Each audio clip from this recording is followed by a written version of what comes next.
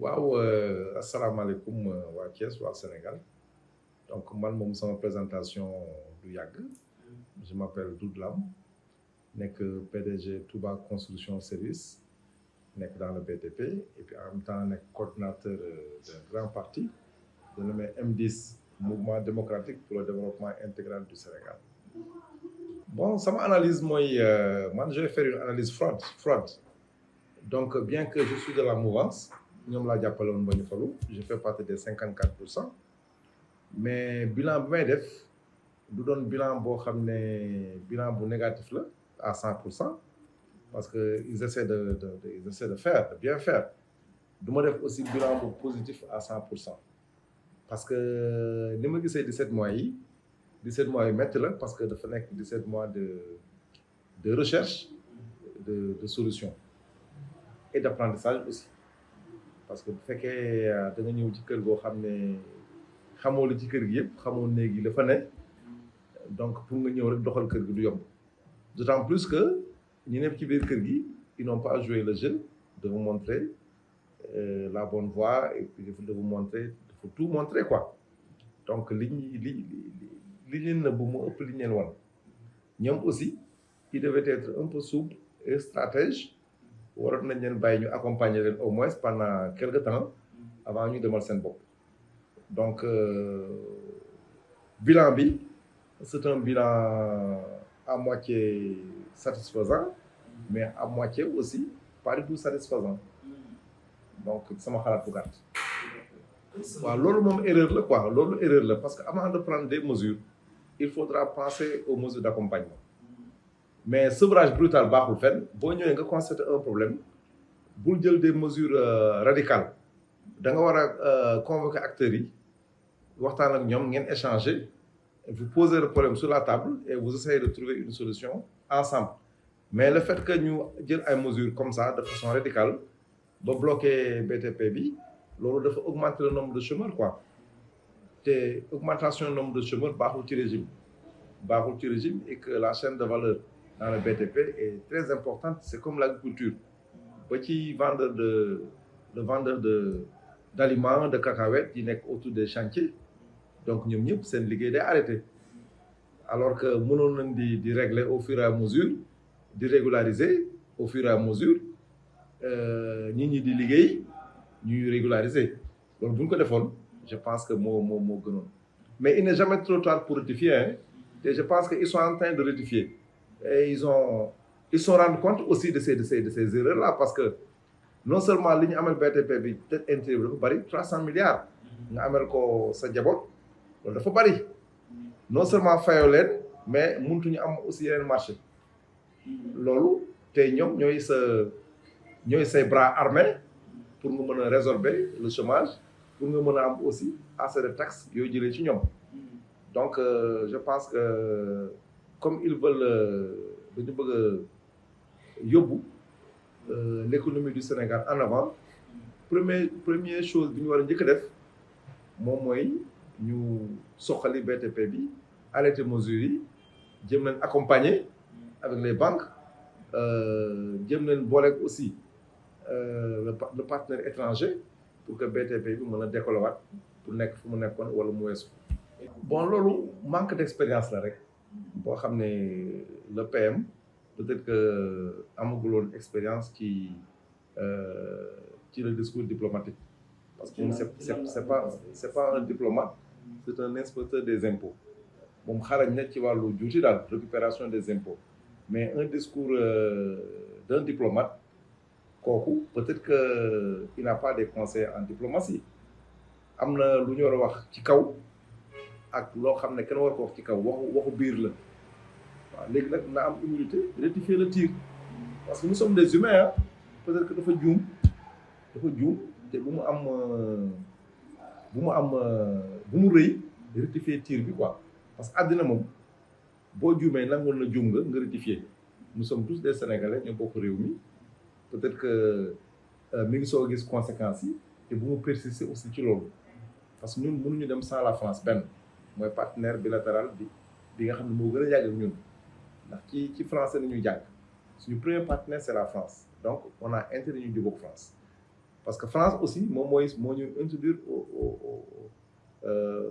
auprès de la Banque mondiale FMI waaw France moo ñuy introduire donc ce premier voisin ce premier partenaire diplomatique mooy la France moo la colonisé moo la gën a xam sax sa réew moom moo garanti sa monnaie da ngay naxanteeg moom ba raw ko mais mënoo xëy rek xuloog moom donc à travers la France déjà ñun war nañu mën a jubóog FMI ba FMI jox ñu koppar yu doy ñu mën a démarrer chantier yi parce que Sénégal soxla na ay chantier parce que tali yàqu na am na zone yoo xam ne c'est pas encore désenclavé donc am na programme yu fi nekkoon aussi financement yi taxaw na te financement yi pour mu continuer il faut que ñu négocier ak bailleurs de fonds yi comme ni ñuy joxee Côte d'Ivoire 473 milliards Sénégal ñun war nañu moo jox 1000 milliards donc lépp bor defar ay tali dëkk yu développé donc nga développer sa agriculture même bu fekkee da nga koy fay dans 30 ans dans 50 ans y a pas de problème il faut savoir faire des crédits def ko fi nga ko war a def on en a besoin daal vraiment on en a besoin donc maa ngi def appel aux autorités ñu jouer la stratégie d'un bon Sénégalais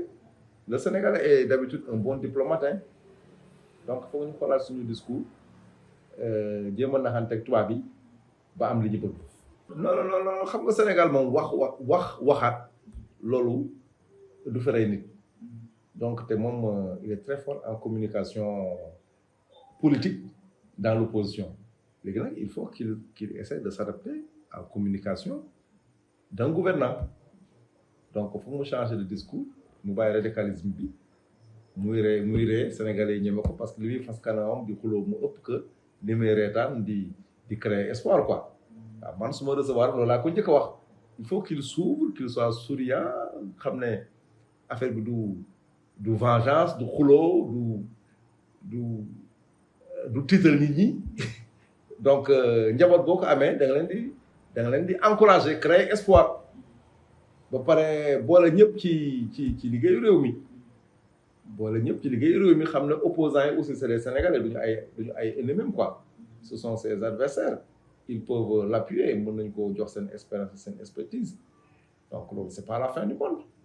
donc na jéem a waxtaan ak opposition bi jubóog ñëw yaatal bu mënoon sax créer gouvernement d'union nationale mooy li gën sax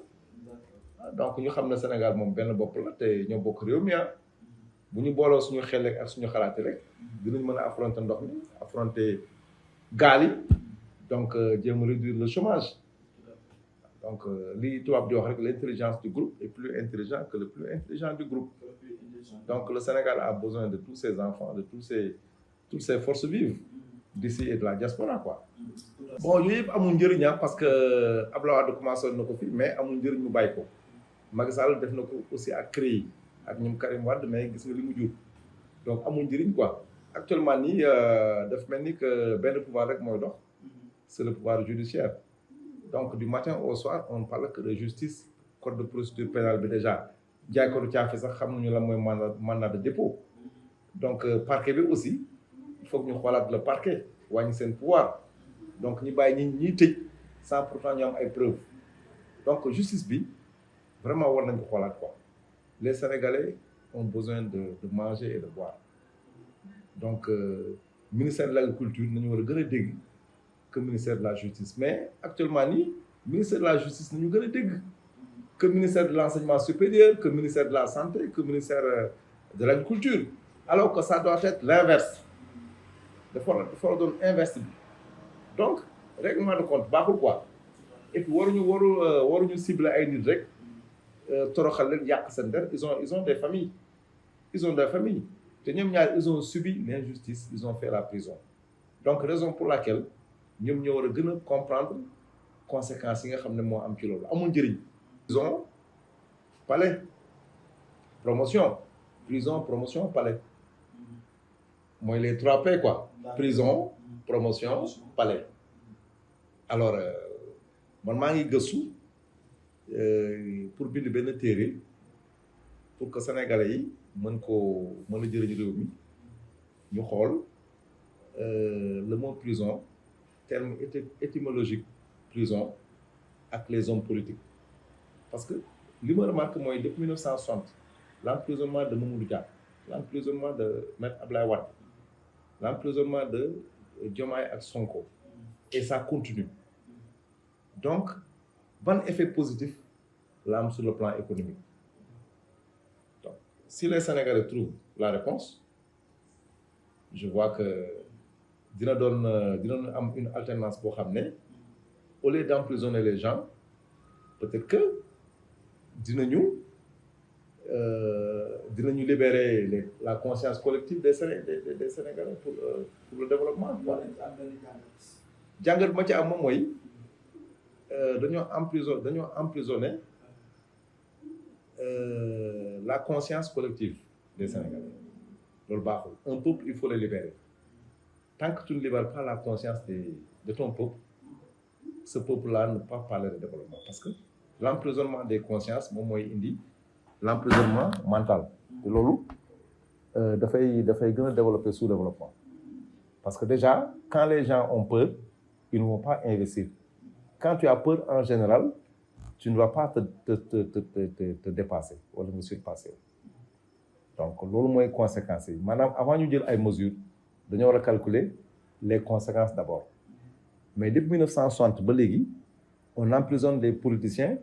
et pourtant les mêmes causes créent les mêmes effets. Et jusqu'à présent tiré wuñ ci leçon ma loolu ma jaaxal quoi. Non, c'est-à-dire il faut trouver des schémas alternatifs. Par exemple man suñu ma laajoon doon naa leen proposer ay solutions yoo xam ne ku sàcc alal ji dina jëriñ Sénégal te du am benn tollé bi quoi, comme aux États-Unis. Par exemple, on n'emprisonne pas un milliardaire, on n'emprisonne pas un député, on n'emprisonne pas un maire. Gis nga boo emprisonner un maire day mel ni tu as emprisonné toute une région, toute une communauté. Alors que si ce dernier-là fait des engagements, par exemple pour construire 20 abris provisoires, mais ne construit 20 abris provisoires. Maintenant, s'il peut créer 50 emplois, il s'engage à créer 50 emplois. Mais il crée 50 emplois ou bien il met en place 10 unités de transformation alimentaire. Donc, nous créons une peine alternative, quoi, je veux dire. Néanmoins, ku def dara duñ la sanctionner. Mais ku def, boo reconnaître yaa def déjà rek, nañ la proposer une peine alternative boo xam ne di nga développer 10 villages wala 15 villages. Xaalis bi du naax saay te doo ko yóbbu làq ko bitim réew. Tubaab bi di ci liggéey quoi. Mais si c'est des peines mineures, mais on t'amène dans les cimetières ou bien dans les hôpitaux nga nettoyer comme chinois yi ni ñuy def.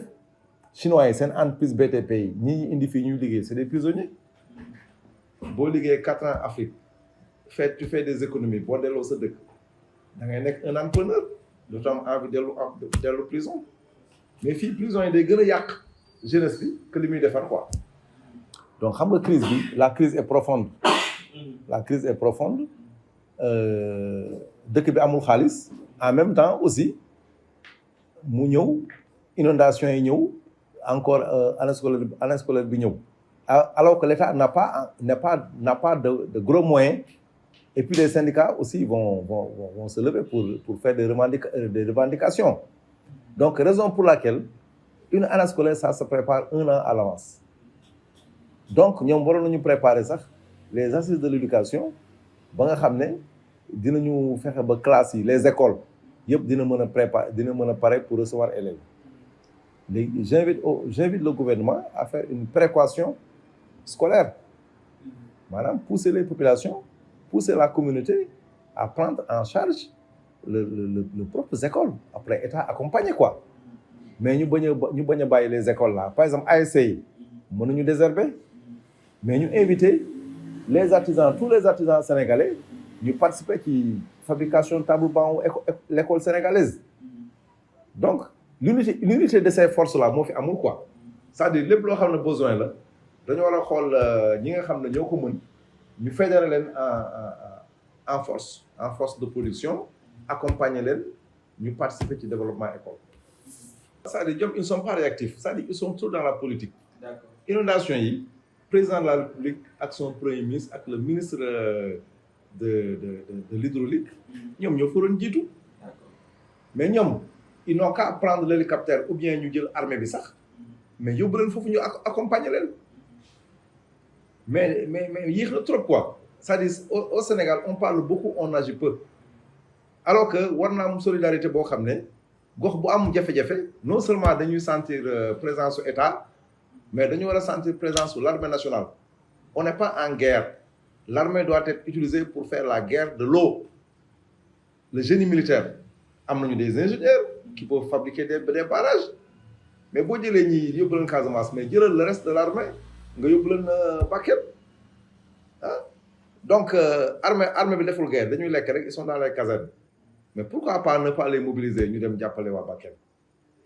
pourquoi pas donc ni ñuy utiliser ay digg ak ay division des investigations criminelles ak yooyu cybercriminalité mais on n'a qu'à utiliser les forces de sécurité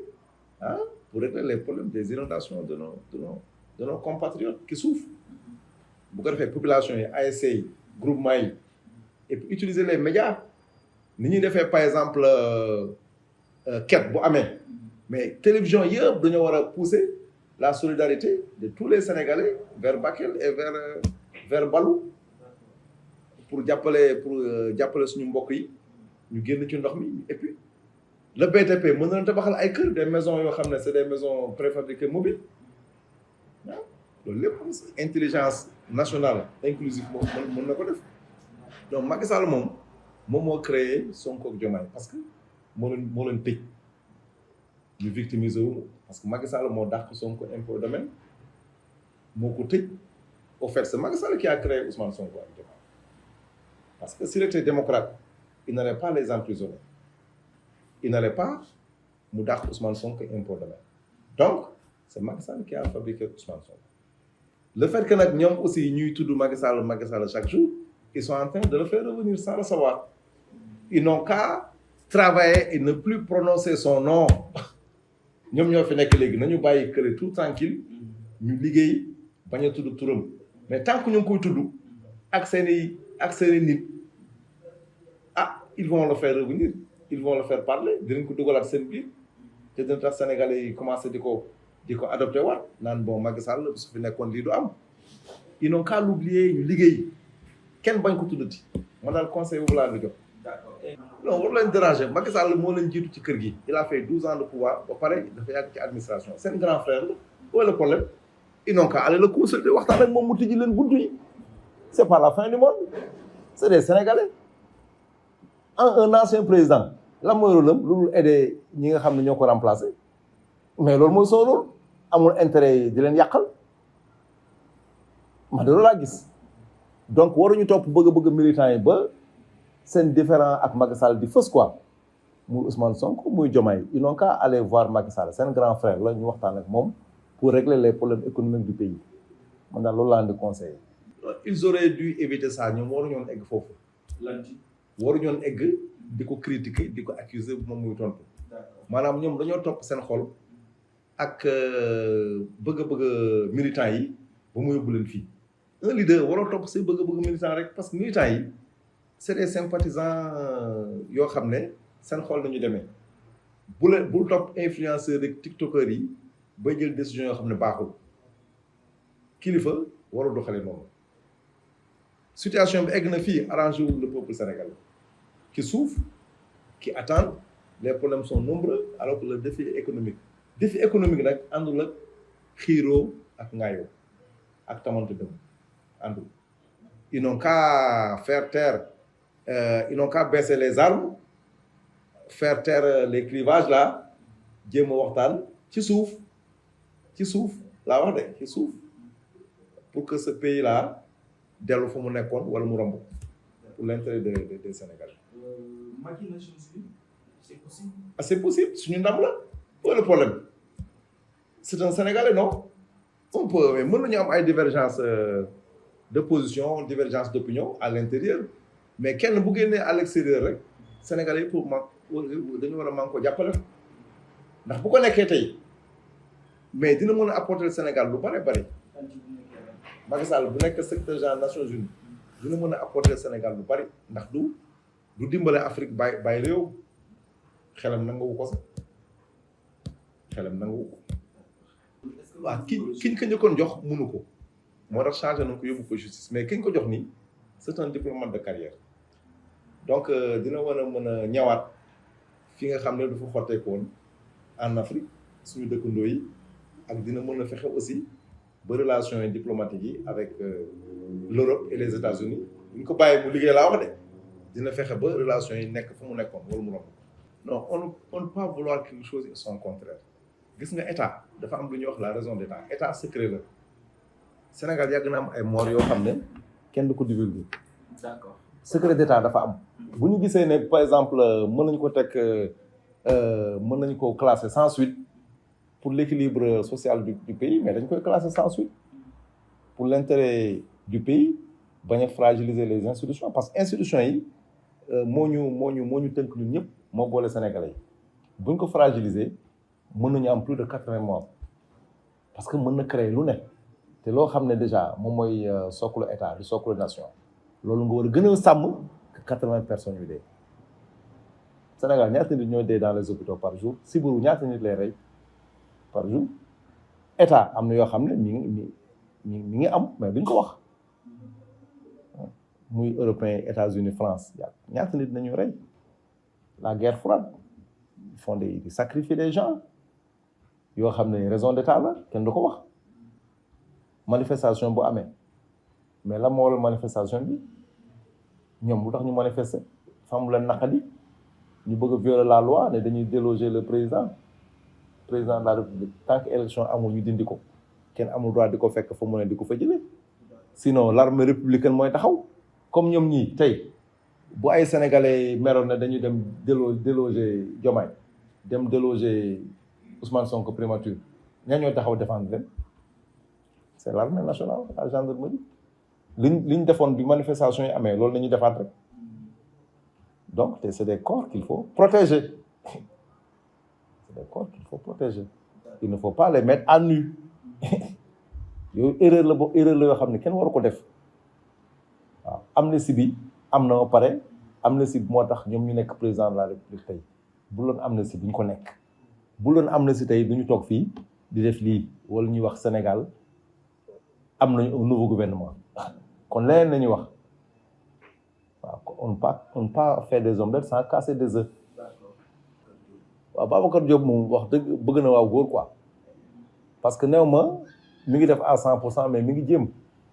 mais li ma koy wax rek mooy na bañ a fàtte les quartiers périphériques tout au long des routes secondaires par exemple la route nationale il y a le quartier Lazaret qui jonge la route nationale et le quartier Somme c'est de vieux quartiers yoo xam ne ak route de Mbour soriwuñu route nationale bi mais amul 1 mètre de goudron te amul éclairage intérieur donc buy defar route nationale bi c'est visible mais na xool aussi les quartiers ku mel ne HLM route de Dakar nga xam ne tali yi presque yàqu na HLM route de Dakar Somme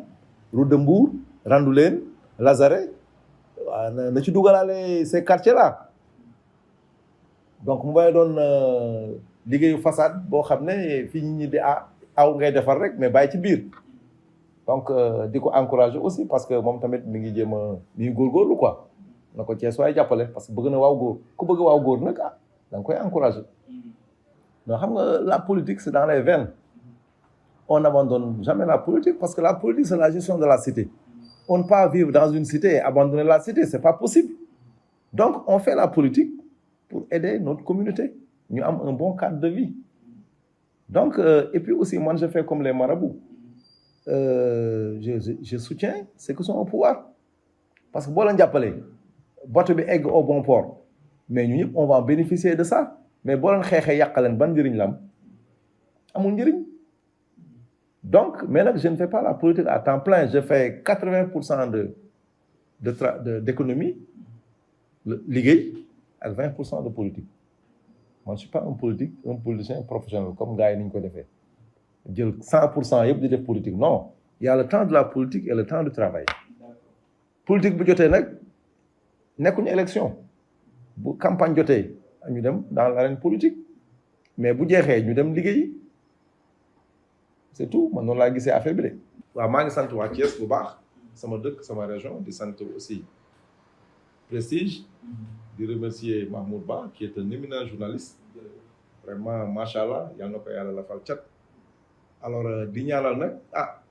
le président de la République Bassirou Diomaye Diakhar Faye et son premier ministre c'est des jumeaux ñoom ñaar ñuy waxtaan di bañ a di réeroo sur certains points di répartir les rôles aussi tamit di déglu les critiques di gën a jege askan wi waaw di leen demander nag ñu régler le problème des inondations yi jàppale baykat yi jéem a aussi régler le problème du BTP mesures yi ñu jëloon c'est bien baax na mais les gens souffrent nañu jàppale l'économie nationale jàppale les entreprises yi nga xam ne ay sénégalais ñoo ko yor di góorgóorlu comme man ak ñeneen impôts yi metti na mais on est là on tient bon quoi parce que y a toujours l'espoir am nañu yaakaar ne li ci kanam day baax daal waaw day baax mais nañ leen jàppale rek dans le bon sens aussi et puis di leen wax dëgg di leen encadrer di leen bañ di utal ay noon ak ay ennemis di leen bañ di pousse ci vengeance quoi waaw ñoom nañu pardonner jël auteur xam ne li ñu am doy na sëkk jóge prison dem palais loolu ko am da nga war a sant suñu borom di reetaan am xol bu yaatu di bañ di mer xam ne yow yàlla teral na la ba pare waaw loolu daal laa leen di ñu def comme Nelson Mandela jël auteur pardonner def comme Cheikh Amadou Bamba pardonner donc jël auteur xam ne fayantoo amul njëriñ ndax boo doolee sa doom ba gaañ ko tamit yaa koy jël yóbbu ko faj ko rek à l'hôpital su boobaa di nga ci dépenser xaalis bu bari waaw maa ngi santaat ñëpp di gërëm ñëpp wasalaam